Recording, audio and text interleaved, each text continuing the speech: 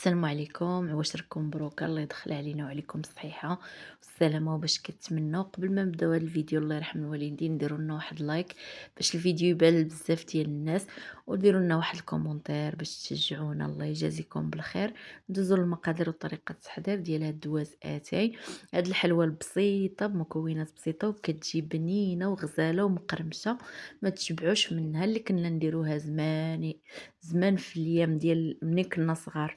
ندوزو دابا للمقادير اللي عندي فيهم 200 غرام ديال الزبده ديال طاسه انا درت، وانتم من اي نوع بغيتو. عندي قبيصه د الملحه، كاس ديال الزيت، كاس السكر سنيده، 3 د البيضات قلعت منهم واحد الصفر. هنايا عندي 2 فرماجات، قبيصه ديال القرفه و جوج فانيات وواحد الخميره.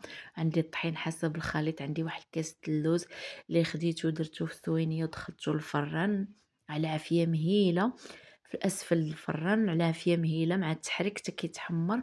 كنخرجو كندير شويه الملحه مع الماء وكنرشو، كيعطيك واحد المذاق بنين. كيجي هاد الحلوه هادي كتجي ما بين الملوحه والحلاوه، تتجي بنينه وغزاله.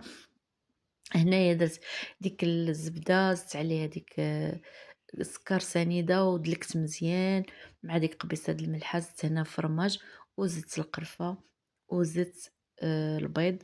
كما قلت لكم حيدت واحد الصفر باش غنزيد عليه واحد الصفر واحد اخر وغندهن به الوجه ديال الحلوه.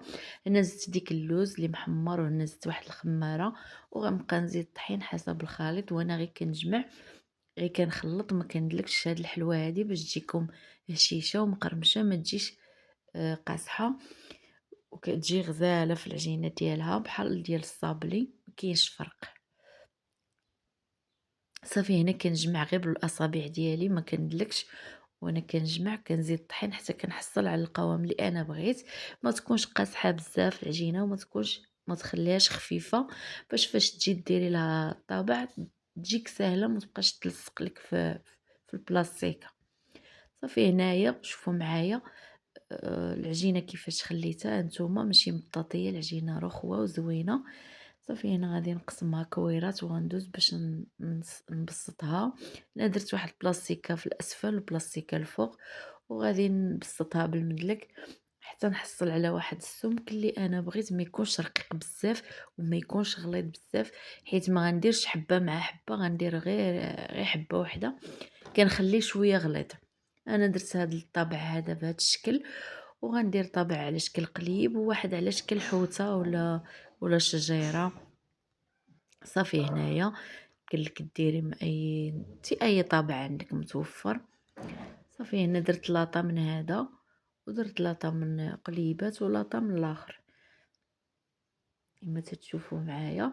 السمك ديالو ما غليتش بزاف، مع فيه ديك الحبات الخميره مازال غير يزيد شويه. صافي هنايا نتوما هذا على شكل قليبات، وهذا على شكل حوته ولا شجيره، والله ما عرفت.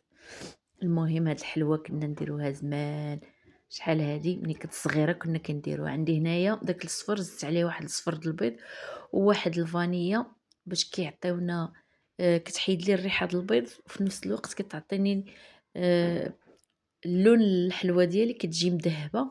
هنا عندي ديك الكاوكاو انا اللي خديته وهرمشته بديك القطعه ديال الربيع. الا كان عندك اللوز ديريه، هنا كندوز يدي بحال اللي كندق عليه باش داك الكاوكاو يشد ليا على الحلوه.